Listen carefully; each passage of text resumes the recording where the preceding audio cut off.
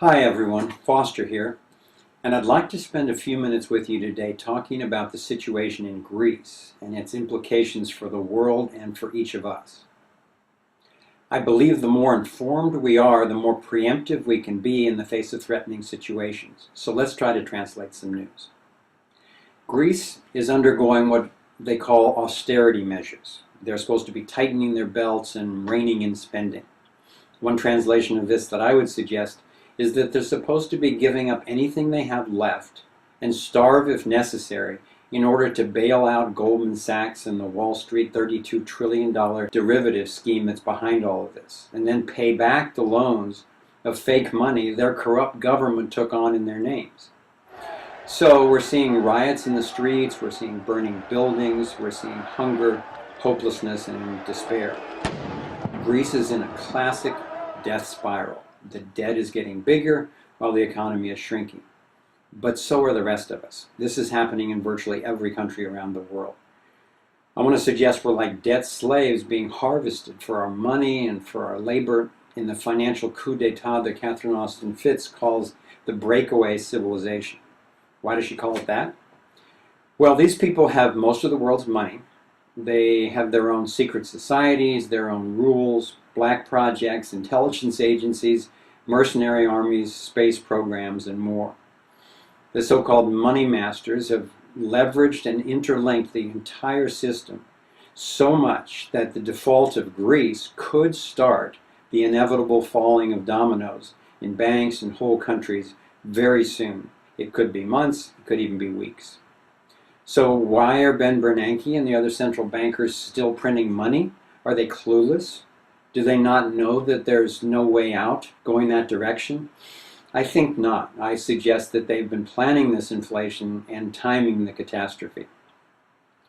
George Soros and the heads of the World Bank and the IMF have recently come public with their warnings about an imminent global financial collapse.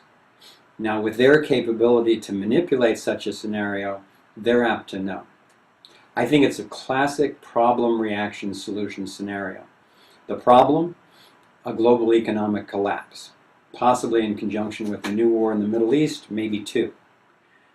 The reaction they're looking for? Our fear, our confusion, and our helplessness. The solution that I think that they're planning to bring forward? A global government funded by a mandatory global tax, enforced by world police, and a one world currency for everyone. And why are they doing this now? Well, one reason that not a lot of people know is that the Federal Reserve Charter, which was instituted in 1913, is a 100-year charter. So it comes up for renewal in August of 2013. And I don't think the powers that shouldn't be want to see that come up for a public referendum in any way, especially with how people are catching on now to what the Federal Reserve really is and does. The second reason, people are finding out so much about the banking system now and what's being done to people's lives that they're starting to take a stand more and more actively all the time.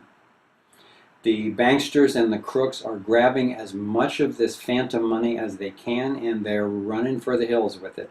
They're turning it into precious metals and land. They're buying up, real commodities. They know that the blowback will be coming soon because it always has with so-called austerity. It's happened in Ecuador and Chile and Bolivia. It's happened in Japan. It's happened in the Soviet Union, Iceland, and many more.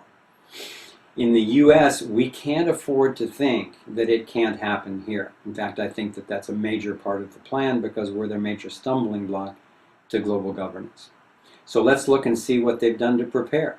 They've done the Patriot Act. They've done the Military Commissions Act, the NDAA, with its indefinite detention, even assassination, even of American citizens.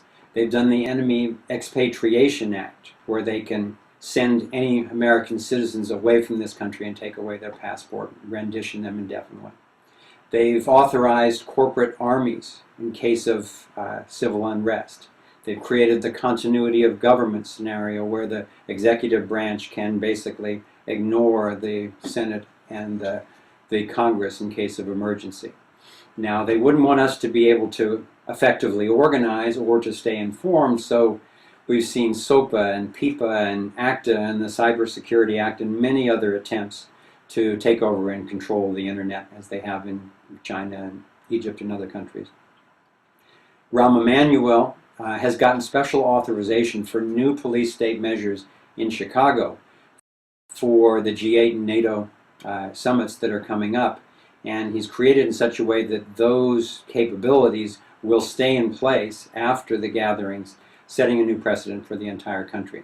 And of course, there are the FEMA camps, which have been built or refurbished recently in case of so-called pandemic or civil unrest.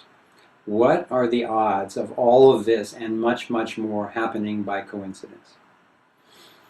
I want to share a quote with you from Henry Kissinger in 1991 that I think sheds a lot of light on the situation. Today, America would be outraged if UN troops entered Los Angeles to restore order. Tomorrow, they will be grateful. This is especially true if they were told that there were an outside threat from beyond, whether real or promulgated, that threatened our very existence. It is then that all peoples of the world will plead to deliver them from this evil. The one thing every man fears is the unknown. When presented with this scenario, individual rights will be willingly relinquished for the guarantee of their well-being granted to them by the world government. So what can we do as individuals and groups about this type of scenario? Well, first we can get informed and we can educate our networks. One of many good ways to do this is spread this blog and share Thrive. Secondly, we can connect with our neighbors and organize locally. I recommend that you create with them as much food, water, and energy self-sufficiency as possible. As much as you can, get out of debt and out of dollar-denominated assets, which could easily be worth 50 cents or less on the dollar very soon. I recommend you get into real commodities such as precious metals and especially non-perishable food for emergencies. I recommend that we direct our protests especially toward the central banking system and the fractional reserve and fiat money scams, because that's what makes everything else possible. In addition to that, get creative. Sit down with your neighbors and see what you can come up with, and look on our website under the Solutions section. In my next video blogs, I'm planning on reporting on my visit this past weekend up to Olympia, Washington, where I was invited to take part in the Occupy Solidarity Social Forum. I want to share with you some of the exciting things that I learned and some of what I got to share with representatives from Occupy sites from all over the country. And I wanted to share as well the Thrive Solutions model, which Thrive groups all over the country are starting to implement.